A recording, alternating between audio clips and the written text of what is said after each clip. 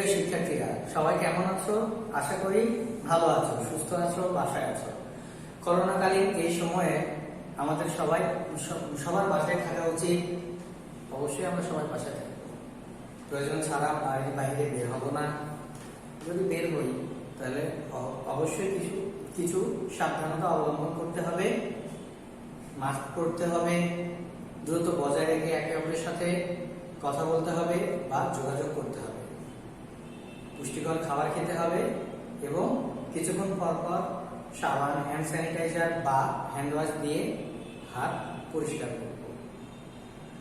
সুপ্রিয় শিক্ষার্থীরা, শিমুল মেমোরিয়াল নকশাত স্কুল অ্যান্ড কলেজের অনলাইন ব্যবহারিক ক্লাসে সকলকে স্বাগত। আমি মোহাম্মদ আবু নওশাদ, সহকারী শিক্ষক, তথ্য যোগাযোগ প্রযুক্তি, শিমুল মেমোরিয়াল নকশাত স্কুল অ্যান্ড কলেজ, রাজশাহী। প্রিয় শিক্ষার্থী, আজকে আমাদের ব্যবহারিক ক্লাসে পঞ্চম এবং ষষ্ঠ নাম্বার ব্যবহারিক নিয়ে আমরা আলোচনা করব।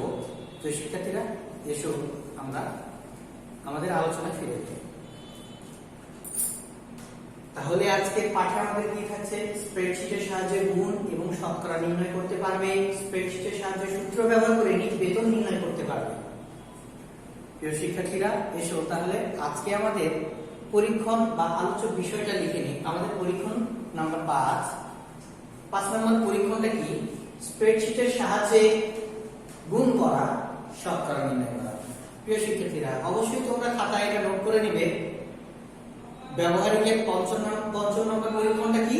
স্প্রেডশিটের সাহায্যে গুণ করা, শতকরা নির্ণয় করা। পরীক্ষণ নম্বর 6, মিস্টার চৌধুরী মাসিক মূল বেতন 16,500 টাকা। তিনি 55% হারে বাড়ি ভাড়া ভাতা এবং 700 টাকা চিকিৎসা ভাতা পান। তার মোট বেতন হতে 90 টাকা কল্যাণ তহবিল এবং যৌথ বীমা বাবদ চাঁদা প্রদান করেন। তার নেট বেতন কত? প্রিয় শিক্ষার্থীরা, আজকে আমরা এই দুইটার ব্যবহারিক ক্লাস করব বা জানবো কিভাবে এগুলো মাইক্রোসফট এক্সেল বা স্প্রেডশিট ব্যবহার করে এগুলো সমাধান করা যাবে। প্রিয় শিক্ষার্থীরা, এখন আমরা জানবো ব্যবহারিক খাতাটা কিভাবে লিখতে হবে। আমাদের তো এই জানাটা খুব প্রয়োজন, তাই না? এই জানাটা খুবই জরুরি যে ব্যবহারিক খাতা কোন পদ্ধতিতে লিখতে হবে। প্রিয় শিক্ষার্থীরা, তোমরা ব্যবহারিক খাতার উপরে দেখবে পৃষ্ঠা নাম্বার দেওয়া আছে। অবশ্যই সেটা তোমরা পৃষ্ঠা নাম্বার দেবে, পরীক্ষণ নাম্বার। তাহলে আজকে আমরা পঞ্চম আর ষষ্ঠ, তাই পরীক্ষণ নাম্বার 5-এ দেব 5 দিয়ে তারিখ দিব, পরীক্ষণের নামটা লিখব। এরপরে আসি পরীক্ষণের নাম লেখার পরে আমরা তার প্রশ্নটার সমাধান করব বা লিখব, সমাধানটা লিখব খাতায়, তাই তো? তো প্রথমে যেটা থাকছে সেটা হচ্ছে তত্ত্ব, অর্থাৎ যে পরীক্ষণটা আমার দেয়া হয়েছে সেই পরীক্ষণটার উৎপত্তি বা সেই পরীক্ষণটা কিভাবে করতে হবে তার সংক্ষিপ্ত বর্ণনা দিয়ে আমরা তত্ত্বটা লিখব। এরপরে আসবো উপকরণ কি? আমরা আইসিটি যেহেতু প্র্যাকটিক্যাল করছি, তাহলে অবশ্যই হার্ডওয়্যার সফটওয়্যার দুইটাই লাগবে। সেই ক্ষেত্রে হার্ডওয়্যার কি হতে পারে, সফটওয়্যার কি হতে পারে। এরপরে আসবো কার্যপ্রণালী, অর্থাৎ কাজের ধারা বর্ণনা করা। আমার যে পরীক্ষণের নামটা দেয়া থাকবে সেই পরীক্ষণটা শুরু থেকে শেষ পর্যন্ত সম্পন্ন করার জন্য কোন কোন কাজ বা কোন কোন ধাপ পেরোতে হবে সেইটা আমরা ধারা বর্ণনা করে লিখব। এক্ষেত্রে বলছে একটা 2 পৃষ্ঠা লাগতেই পারে, 1 পেজে যে শেষ করতে হবে তার কোনো বাধ্যবাধকতা নাই। 1 পেজেও শেষ হতে পারে, 2 পেজেও লাগতে পারে, 3 পেজেও লাগতে পারে। এটা তোমার লেখার উপরে নির্ভর করবে। এরপরে আসি ফলাফল লিখবো একটা, যে আমি যে কাজটা করলাম পরিশেষে আমরা কি বলতে পারি, ফলাফলটা সম্পন্ন হয়েছে। তারপরে একটা মন্তব্য লিখবো, এরপরে সাবধানতা অবলম্বন করবো। প্রিয় শিক্ষার্থীরা, এসো আমরা আমাদের মূল ক্লাসে ফিরে যাই। পরীক্ষা নম্বর 5, স্প্রেডশিটের সাহায্যে গুণ করা, শতকরা নির্ণয় করা। আমরা দুইটা শিখব।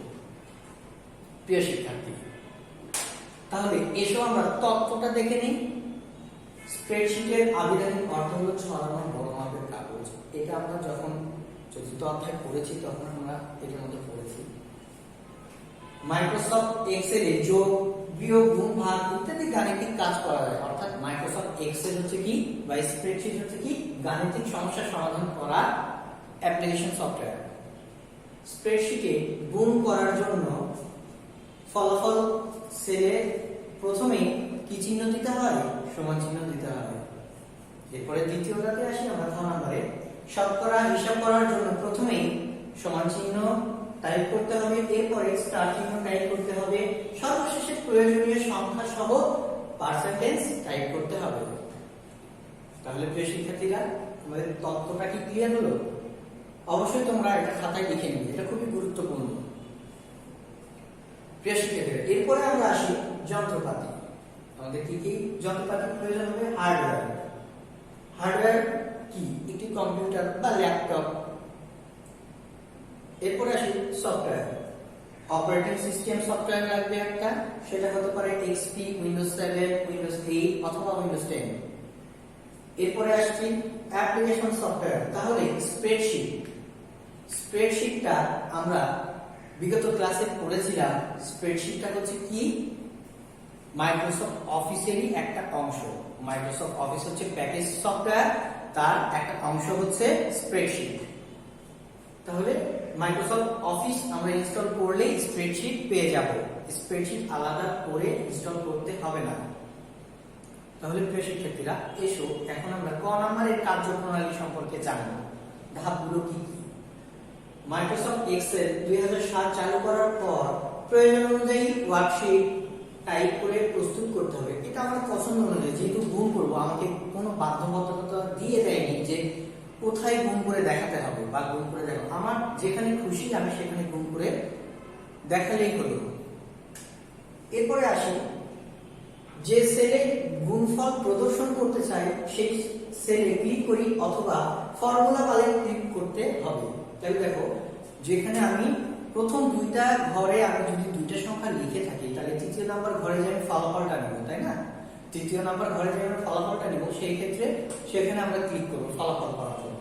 দেখো, ফলাফল পাওয়ার জন্য ওই ঘরে ক্লিক করার পরে প্রথমেই আমাকে কোন চিহ্ন দিতে হবে? সমান চিহ্ন। প্রিয় শিক্ষার্থীরা, আমরা যখন বিগত স্প্রেডশিট টপিকটা নিয়ে পড়েছিলাম, সেখানে আমি বলেছিলাম যে স্প্রেডশিটের যোগ, বিয়োগ, গুণ, ভাগ বা যে কোনো গাণিতিক সমস্যা সমাধান করার জন্য প্রথমেই আমাকে কি করতে হবে? সমান চিহ্ন দিতে হবে। যে ঘরে ফলাফলটা আমরা নিব বা ফলাফল নির্ধারণ করার জন্য যে ঘরটা সিলেক্ট করব, সেই ঘরের শুরুতেই আমাদের কি করতে হবে? সমান চিহ্ন দিতে হবে। তাহলে আমরা সমান চিহ্ন দিয়ে নেব। যে সকল সেল গুণ করতে হবে সেগুলো গুণ, অর্থাৎ একটু আগেই খেয়াল করো, এখানে বলা হচ্ছে বা বিগত ক্লাসেও আমি বলেছিলাম প্রিয় শিক্ষার্থীরা, যে মাইক্রোসফট এক্সেল বা স্প্রেডশিট আমরা যে গুণ পদ্ধতি খাতায় লিখি ক্রস চিহ্ন দেওয়া, সেইটা বলে কোনো সাংকেতিক চিহ্ন নেই। তাহলে কম্পিউটার কোন সাংকেতিক চিহ্নকে গুণ হিসেবে ধরে? স্টার, স্টারটাকে গুণ হিসেবে ধরে। তাহলে এরপরে স্টার দেওয়ার পরে আমরা কি করব? এন্টার বাটন চাপবো। তাহলে কি হবে? আমাদের গুণফলটা আসবে। মনে করো B3 C3 দুইটাতে লেখা আছে, অর্থাৎ 7 গুণ 3। তাহলে পরের ঘরে যে আমরা কি গুণফলটা পাবো, সেখানে আমি ফর্মুলাটা লিখে এন্টার বাটন চাপলেই কিন্তু আমি গুণফলটা পেয়ে যাব। প্রিয় শিক্ষার্থীরা, আমরা স্ক্রিনে ছবি দেখতে পাচ্ছি। এখানে খেয়াল করো, আমরা একটু আগে যে পড়াটা পড়লাম সেটার ভিত্তিতে আমরা একটা ছবি দেখে নিই। দেখো, এখানে বলেছে দ্রব্যের দাম, দ্রব্যের নাম আমি ধরলাম চাল, দাম দেয়া আছে 44 টাকা কেজি, পরিমাণ দেয়া আছে 30 কেজি। তো প্রিয় শিক্ষার্থীরা খেয়াল করবে, দ্রব্যের দামটা কোথায় দেয়া আছে? এইদিকে কোন ঘরে দেয়া আছে? বি। এদিকে কোন ঘরে দেয়া আছে? 3। সেজন্য এই ঘরটার নাম কি? B3। পরে পরিমাণটা দেয়া আছে 30 কেজি, সেটা কোথায় আছে? সি। সি ঘরে দেয়া আছে C3। তাহলে প্রিয় শিক্ষার্থীরা, এই দুইটা গুণ করলে তো আমরা কত টাকা দিয়ে চালটা কিনতে পারবো সেই টাকার অ্যামাউন্টটা জানতে পারবো। তাহলে আমরা যদি B3 ইনটু C3 করি, তাহলে ইনটুর জায়গায় কি ব্যবহার করবো? স্টার ব্যবহার করবো। এই ফর্মুলাটা লেখার পরে প্রথমে সমান চিহ্ন দেব, এরপরে B3 স্টার C3। এখন যদি কিবোর্ডের এন্টার বাটন চাপি, আমাদের কি আসবে? এই যে দেখো প্রিয় শিক্ষার্থীরা, আমরা দেখতে পাচ্ছি ফলাফল আসছে। এখানে আমি ফর্মুলা লিখলাম, এন্টার বাটন চাপার পরে কিন্তু আমার একটা ফলাফল চলে আসবে। আমরা কি বুঝতে পারছি? ওকে, এরপরে আসি আমরা খ নাম্বারে, স্প্রেডশিটের সাহায্যে শতকরা নির্ণয় করা। মাইক্রোসফট এক্সেল 2007 চালু করার পরে প্রয়োজন অনুযায়ী ওয়ার্কশিট টাইপ করে প্রস্তুত করব। এখানেও কোনো ধরাবাঁধা নিয়ম নেই, যেহেতু শুধু বলেছে স্প্রেডশিটের সাহায্যে শতকরা নির্ণয় করো। এখানে তো বলেনি যে এত সাথে এত শতকরা করো, এরকম কোনো ধরাবাঁধা নিয়ম নেই। যে সেলে ফলাফল প্রদর্শন করতে চাই সেই সেলে ক্লিক করি অথবা ফর্মুলা বারে ক্লিক করতে হবে। দেখো এরপরে বলছে সমান চিহ্ন দিয়ে সূত্র লেখা শুরু করতে হবে, শতকরার জন্য পার্সেন্টেজ চিহ্ন ব্যবহার করতে হবে। একটা উদাহরণস্বরূপ আমাদের একটা কি শতকরার অঙ্ক দেওয়া আছে, তো সেক্ষেত্রে একটু খেয়াল করবে। 400 টাকার 15% কত? অর্থাৎ এটা যদি আমরা সেলে লিখি, সেলে লেখার সূত্রটা দিয়ে দেওয়া আছে, এসব আমরা ছবিতে লিখি। প্রিয় শিক্ষার্থীরা, তাহলে আমরা দেখতে পাচ্ছি 400 টাকার 15% কত, তাই না? তাহলে আমরা যদি এই যে দেখো এ নাম্বার ঘরে আমরা লিখছি 400, বি নাম্বার ঘরে আমরা কত লিখলাম 15।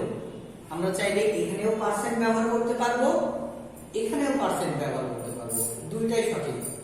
তো সেই ক্ষেত্রে দেখো এর ঘরে আছে 400 আর এইদিকে কোন ঘরে আছে 3, তাহলে A3 তে আছে 400 আর B3 তে আছে 15।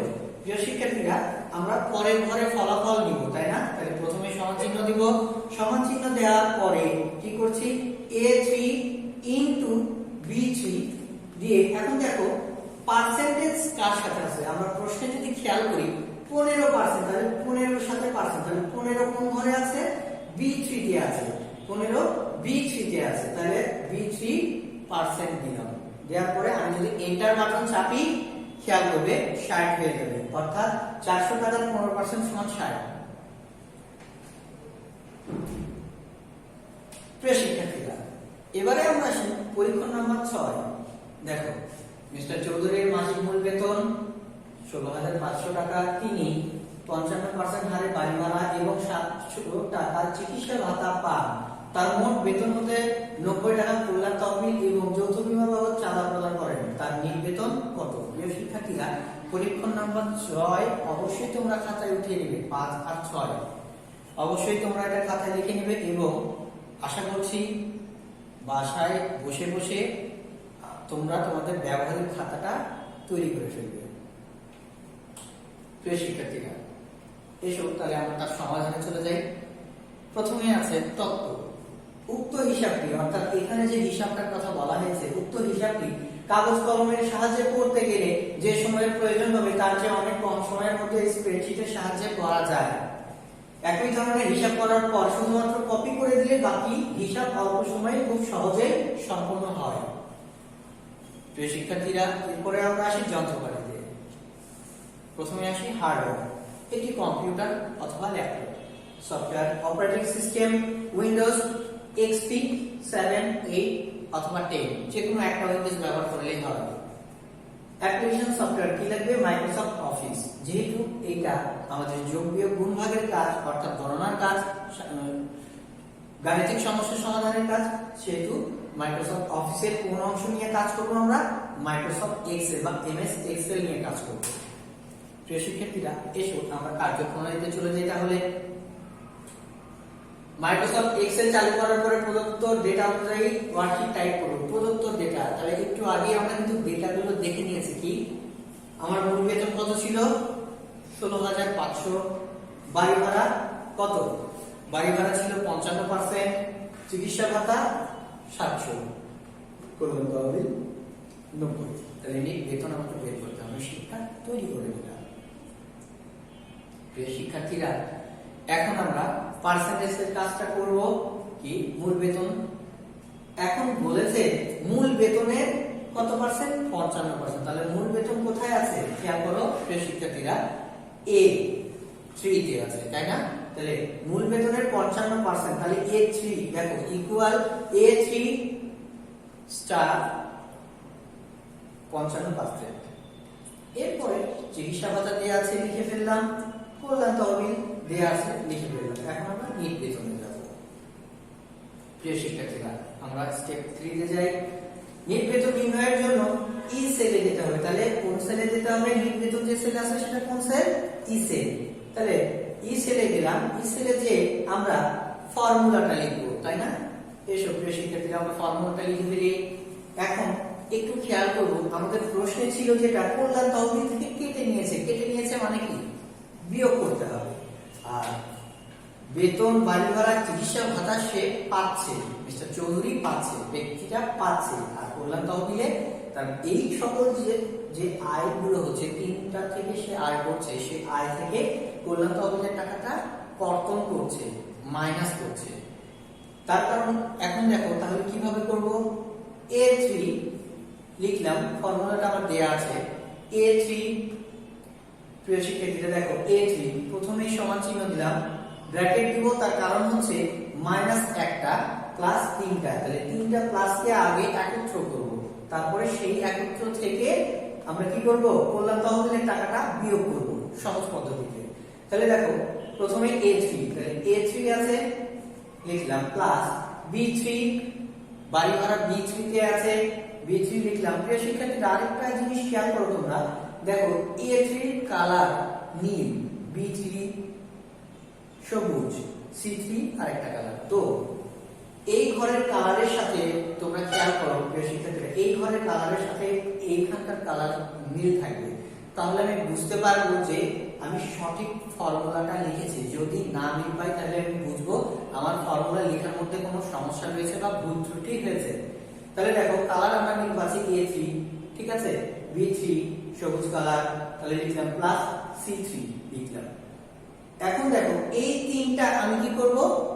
যোগ করব। তাহলে যোগ করছি, যোগ করার পরে এটা থেকে বিয়োগ, সেই যোগফল থেকে আমরা 90 বিয়োগ করব। তাহলে এখন খেয়াল করো, এই ফর্মুলাটা লেখার পরে দেখো কল্যাণ তহবিল কোথায় আছে? D3, তাহলে দেখো ব্র্যাকেটের পরে মাইনাস D3।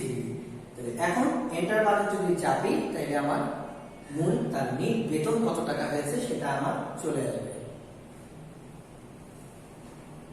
প্রিয় শিক্ষার্থীরা, আমরা এখন আমাদের যে প্র্যাকটিক্যাল গুলো সম্পর্কে দেখলাম একটু আগে স্ক্রিনে, এসো তার বাস্তব রূপ দেখে নিই। অর্থাৎ সে প্র্যাকটিক্যালটা কিভাবে করতে হয় সেটা সম্পর্কে আমরা বেসিক ধারণা নেব। প্রিয় শিক্ষার্থীরা, প্রথমে ছিল হচ্ছে আমার গুণ করা। এখন আমি যদি প্রথম ঘরে যদি গুণ করি তাহলে কোনো সমস্যা নেই। প্রথম ঘরে, অর্থাৎ প্রথম ঘর কোনটা? A1, দ্বিতীয় ঘর কোনটা? B1, তৃতীয় ঘর কোনটা? C1, চতুর্থ ঘর কোনটা? D1। তাহলে প্রিয় শিক্ষার্থীরা এসো আমি প্রথম ঘরে মনে করো লিখলাম। প্রিয় শিক্ষার্থীরা, আমরা 5 এর কয়ে লিখেছিলাম B3 তে আমি একটা সংখ্যা লিখব এবং C3 তে আমি একটা সংখ্যা লিখব। প্রিয় শিক্ষার্থীরা, আমার যে সমাধানটা ছিল সেটা B3 এবং C3 তে কিভাবে করব, কিভাবে বুঝবো একটু খেয়াল করবে। কিরকম? আমার এখানে দেখো অনেকগুলো ঘর করা আছে, তাই না? সেখান থেকে একটা গাঢ় কালারের ঘর আছে, সেটাকে বলা হচ্ছে কি? সেল, মাইক্রোসফট এক্সেলের সেল। অর্থাৎ এইটাকে আমরা যদি নড়াই বা মুভ করি তাহলে কিন্তু ঘরটাও মুভ হয়ে যাচ্ছে। খেয়াল করবে, আমরা কি দেখতে পাচ্ছি? বি, সি, দেখো কালার চেঞ্জ হচ্ছে। এখন দেখো বি এই দিকে ঘর কোনটাতে আছে? বি তে আছি আমরা। এদিকে কোনটাতে আছি? 3 তে আছি। আমি যদি এখন এটা নিচের দিকে যাই তাহলে কি হবে? দেখো 4 হয়ে গেল। তাহলে এইভাবে আমরা আইডেন্টিফাই করতে পারবো যে আমার প্রশ্নের উত্তরে যেটা বলা আছে আমি সঠিক ঘরে আছি কিনা। এটা সহজ পদ্ধতি।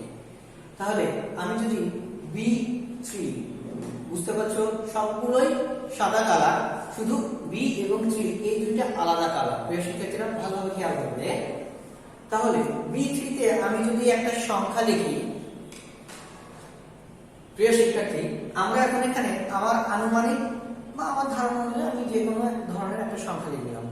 সাপোজ 56 যদি আমরা লিখি B3 সেলে, পরেরটাতে আছে C3 তে, তাহলে আমরা C3 তে চলে গেলাম। আমি যদি মনে করি যে সেখানে 13 লিখব, এখন গুণফল কোথায় আসবে? D3 তে। প্রিয় শিক্ষার্থীরা খেয়াল করবে, B3 তে আমরা 56 লিখেছি, C3 তে আমরা 13 লিখেছি।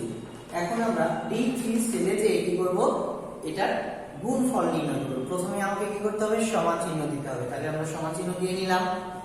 এরপরে আসি B3, দেখো আমরা লিখছি B3। দেখো এখানে আমার নীল কালার, B3 নীল কালার, তার মানে আমার ফর্মুলা লেখাটা সঠিক হয়েছে। এরপরে আসি আমরা গুণ করব, স্টার টিপব, স্টার দিলাম বা গুণ চিহ্ন দিলাম। এরপরে কোথায় আছে, C3 তে আছে, তাহলে আমরা কি লিখব, C3। প্রিয় শিক্ষার্থীরা, C3 সবুজ কালার, এই ঘরটাও সবুজ কালার হয়ে গেছে, তার মানে কি এই ফর্মুলাটা লেখাও সঠিক হয়েছে। তাহলে আমরা ফর্মুলা লিখে ফেললাম। এখানে আমরা ফর্মুলা দেখতে পাচ্ছি, এখানেও একটা ফর্মুলা বার আছে, আমরা দুই জায়গাতেই খেয়াল করলে বুঝতে পারবো। তাহলে এখন আমার কাজ কি, এন্টার বাটন চাপলে আমার গুণফল চলে আসবে। প্রিয় শিক্ষার্থীরা, তাহলে এন্টার চাপলাম, আমাদের গুণফল চলে এসেছে। তোমরা কি খেয়াল করছো? তাহলে আমরা খ নম্বরে চলে যাই। খ নম্বরে কি ছিল, শতকরা নির্ণয়। তাহলে শতকরা কিভাবে নির্ণয় করব, আনুমানিক ভাবে আমার একটা সংখ্যা দেওয়া ছিল, কত? প্রিয় শিক্ষার্থীরা, তাহলে আনুমানিক আমাদের যে সমাধান ছিল সেখানে ছিল A3 তে 400। তাহলে 400 টাকা 15% সমান কত, 400 টাকার 15% সমান কত, সেটা আমরা বের করবো। তাহলে A3 তে আছে 400 এবং B3 তে 15। প্রিয় শিক্ষার্থীরা, 15 দিলাম, আমি এভাবে করতে পারবো। 15 দিলাম, 15 দেওয়ার পরে C3 তে যে আমি ফর্মুলাটা লিখবো, ফর্মুলা কিভাবে লিখবো, প্রথমে সমান চিহ্ন দিব, তারপরে A3 ইনটু B3। এরপরে দেখো এখন বলেছে, প্রিয় শিক্ষার্থীরা একটু খেয়াল করবে, বলেছে 15%। এখানে কি আমার পার্সেন্ট দেয়া আছে? নাই। তাহলে আমরা কি করব, B3 এর সাথে আমি কি ব্যবহার করব, পার্সেন্ট ব্যবহার করব। B3 এর সাথে আমি পার্সেন্ট ব্যবহার করব। তাহলে পার্সেন্ট ব্যবহার করলাম, হয়ে গেল। ওকে, তাহলে এখন এন্টার বাটন চাপলেই আমার চলে আসছে। দেখো আমার যে সমাধানটা আমি দেখিয়েছি একটু আগে, তার সাথে এটা মিল পেয়েছো কিনা দেখো। ওকে, প্রিয় শিক্ষার্থীরা, আমি আরেকটা জিনিস তোমাদেরকে বলেছিলাম যে আমি যদি 400 টাকা এখানে 15 সাথে যদি আমি সরাসরি পার্সেন্ট দিয়ে দেই, এখানে যদি 15 সাথে সরাসরি পার্সেন্ট দিয়ে দেই, পরের সেলে যে আমি যখন গুণফলটা আনবো, কিভাবে আনবো খেয়াল করবে। প্রথমে সমান চিহ্ন A3 ইনটু B3। দেখো এখানে যেহেতু পার্সেন্টেজ দিয়ে দিছি, আমি কিন্তু B3 এর সাথে এখন আর পার্সেন্টেজ না দিলেও চলবে। তাহলে আমরা কি এখন যদি এন্টার চেপে দেই, তাহলে আমার হয়ে যাবে। দেখো এখানে পার্সেন্ট ব্যবহার করলে হবে, ফর্মুলার সাথে পার্সেন্ট ব্যবহার করলে হবে, আমরা যে কোনো একটা পদ্ধতিতে ব্যবহার করলে হয়ে যাবে। তাহলে প্রিয় শিক্ষার্থীরা, আমাদের পরীক্ষণ 5 এর ক এবং খ নিশ্চয়ই তোমাদের কাছে ক্লিয়ার হয়েছে। এখন আমরা আসি পরীক্ষণ নাম্বার 6 এর। প্রিয় শিক্ষার্থীরা, আমরা এখন পরীক্ষণ নাম্বার 6 এ যাব। পরীক্ষণ নম্বর 6 কি ছিল, মিস্টার চৌধুরীর মাসিক বেতন ছিল 16,500 টাকা। তিনি বাড়ি ভাড়া ভাতা পেতেন মূল বেতনের 55%, চিকিৎসা ভাতা পেতেন 700 টাকা এবং তার কাছ থেকে কর্তন করা হতো কত টাকা, মাসে চাঁদা নেওয়া হতো কত টাকা, 90 টাকা। তাহলে তার মূল বেতন কত ছিল? তাহলে প্রিয় শিক্ষার্থীরা, আমরা এটা কিভাবে করব এসো শিখে নিই। প্রিয় শিক্ষার্থীরা, আমরা এখন সমাধান করব পরীক্ষণ নম্বর 6। তোমরা একটু আগে দেখেছো যে আমরা A3 তে লিখেছিলাম 16,500 টাকা, B3 ঘরটা ফাঁকা রেখেছিলাম, C3 তে লিখেছি হচ্ছে তার বাড়ি ভাড়ার ভাতার পরিমাণ এবং B3 তে তার কর্তনের পরিমাণ। প্রিয় শিক্ষার্থীরা, এবং E3 তে যে আমরা কি করব, এই সকল কিছুর মোট যোগ এবং বিয়োগফলের পরে যে নিট বেতন আসবে সেটা আমরা নির্ণয় করব E3 সেল। তো প্রিয় শিক্ষার্থীরা, এখানে আসবে হচ্ছে বাড়ি ভাড়া ভাতা 55%, সেটা কিভাবে বের করব এসো। তাহলে যদি এখানে আমরা বের করতে চাই বাড়ি ভাড়া ভাতার পরিমাণ, তাহলে কি বলেছে, বাড়ি ভাড়া ভাতা মূল বেতনের 55%, তাহলে মূল বেতন আছে A3 সেলে।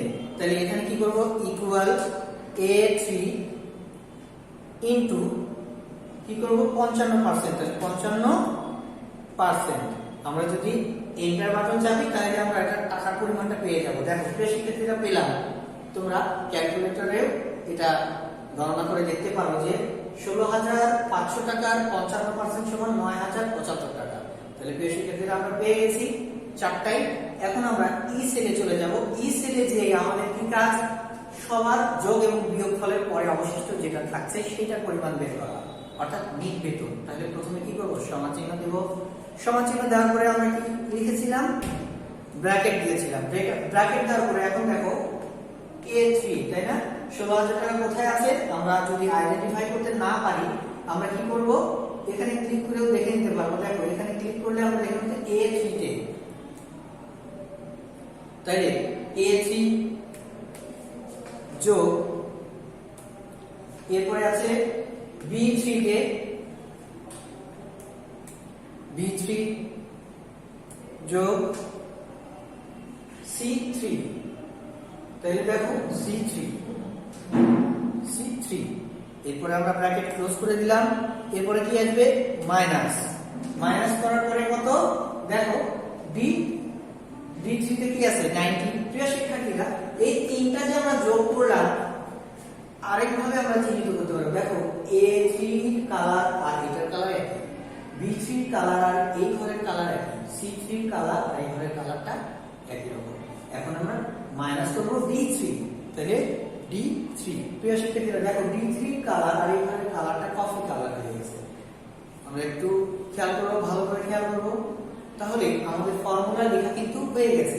এখন আমরা কি করব, এন্টার বাটন চাপলে কিন্তু আমার দেখো হয়ে গেছে তার নিট বেতনের পরিমাণ কত। তাহলে প্রিয় শিক্ষার্থীরা আমরা নিট বেতনের পরিমাণ কত আমরা দেখে নেই।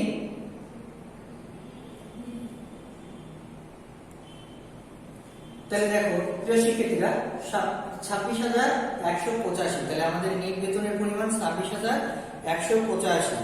এখানে আমরা যে প্র্যাকটিক্যালটা করলাম সেখানেও দেখো আমাদের নিট বেতনের পরিমাণ কত হলো, 26,185। তাহলে আমি আশা করছি অবশ্যই তোমরা বুঝতে পেরেছো মাইক্রোসফট এক্সেল এর মাধ্যমে কিভাবে গুণ করা যায় শতকরা, বা একটা নিট বেতনের একটা অঙ্ক ছিল কিভাবে এই অঙ্কটা সমাধান করব সেটা আমরা করে ফেললাম।